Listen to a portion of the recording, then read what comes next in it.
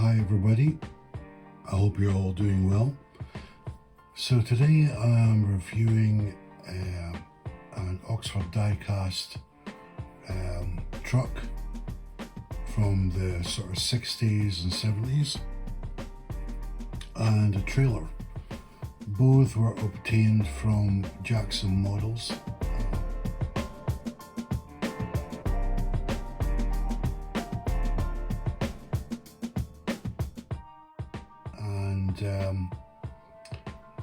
I basically took the trailer as well, although it was a separate purchase, because I was going to get combined postage, so it seemed like a good deal.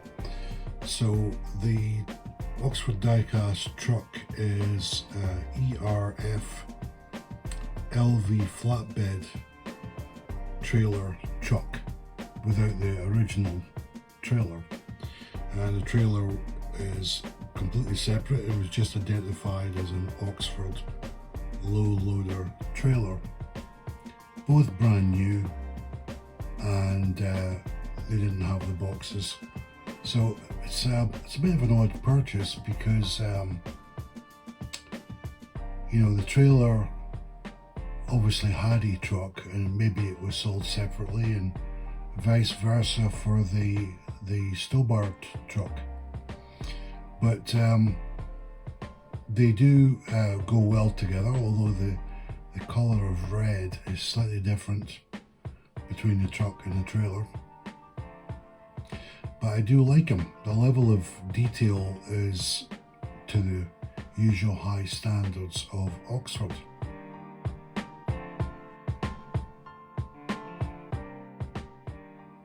Oxford news that's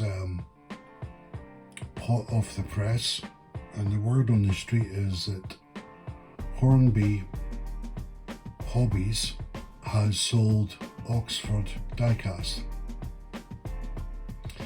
So I just heard the news on that this morning, and it does explain a few things actually, because although this one I'm reviewing today, which I got about a week ago, just a few days ago there was a flash sale at Rails of Sheffield, and I managed to pick up some absolute amazing bargains. So if I refer to the one that we're looking at today, where the truck was £5 and the trailer was £5 approximately, and I got combined postage on it. I can't remember exactly what the postage charge was, but I thought that was a really good deal. But the deals I got from Rails of Sheffield just a few days ago were incredible, and I'm going to make a separate video on that. But now that I've heard the announcement of Hornby selling Oxford, it kind of makes sense, because I'd heard that along with this announcement, that there was quite a lot of stock of Oxford models that were either in stock at Oxford or in stock at Hornby's storage facility. The figure it was actually quoted was 11% of their stock was tied up in Oxford models. But the bottom line is, between now and I don't know, January, February, I would expect to see some fantastic deals on Oxford Diecast, or maybe even Oxford Rail products. So if you are in the market for something, you've had your eye on a particular Oxford item, then get ready to buy it, because like I say, I will be doing a review on 3 models I picked up from Rails of Sheffield, and I could not believe the price I got them for. Now this unit, back to the unit we're looking at today, the level of detail on this is incredible.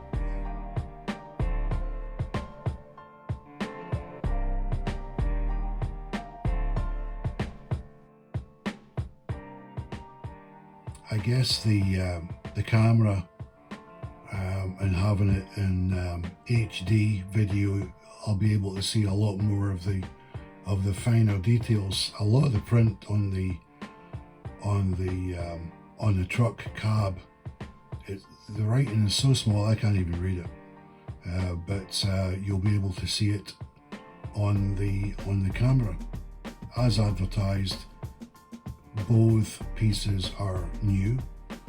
They are flawless. The paintwork, the printing, everything first class, really. There's absolutely no complaints with this whatsoever. Now, you may have also noticed that this is a different model setting from the last vehicle review I did.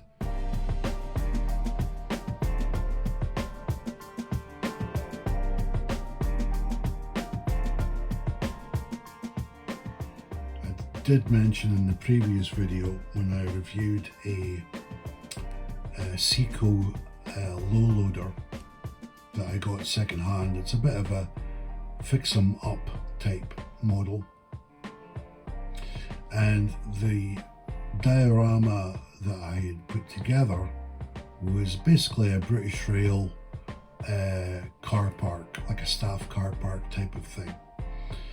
Whereas today, the one we're looking at today is, I would describe it more as a British Rail garage where they would service vehicles. That's what I've tried to replicate. Now, same as I had mentioned before, this is a kit that I bought in China.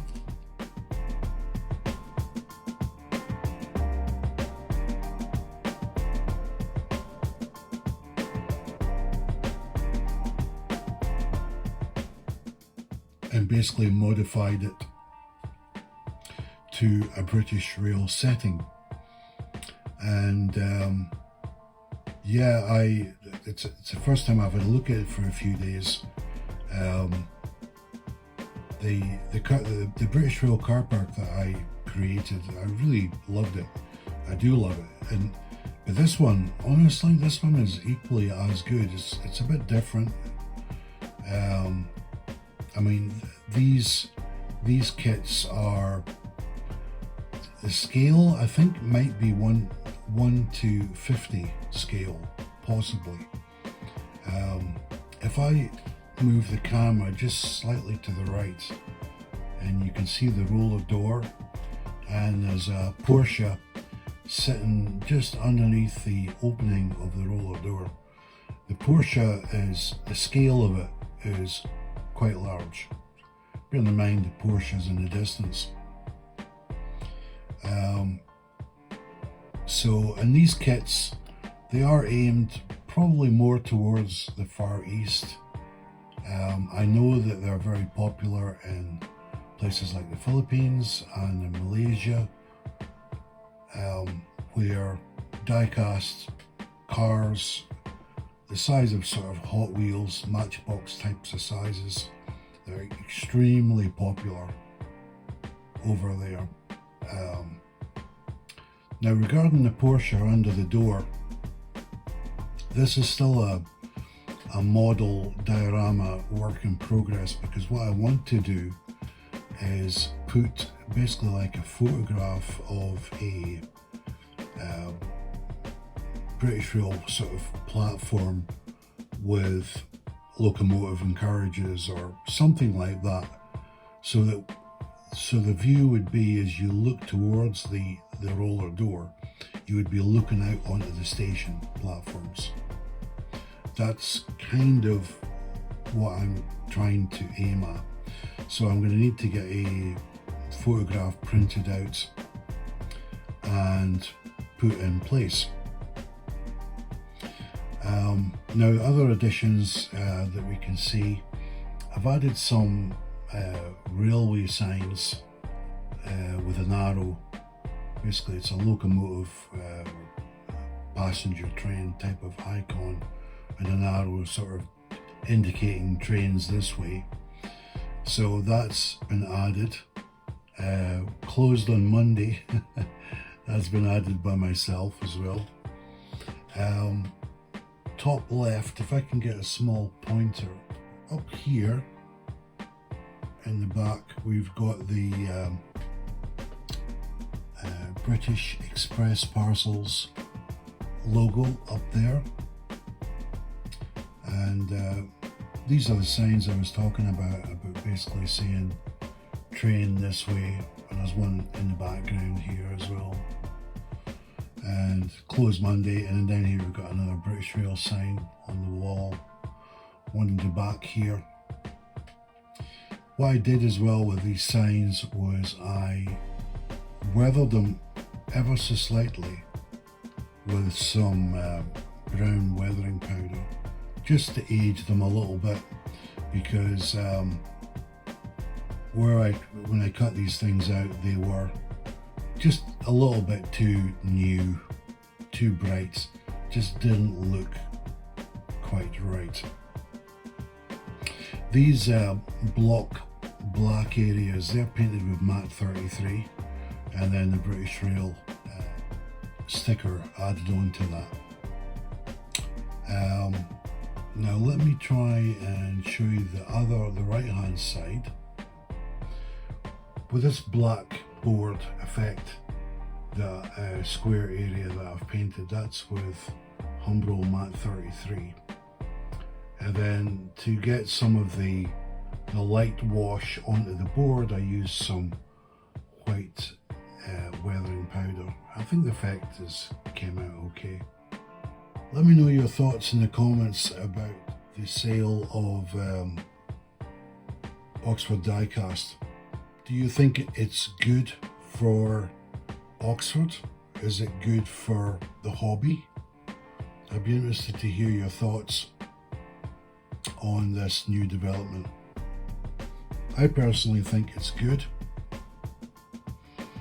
I think that Oxford will be able to really focus on what they're doing going forward, and we'll possibly see more new releases coming from Oxford Diecast and Oxford Rail, and I look forward to seeing what the future is going to bring with Oxford.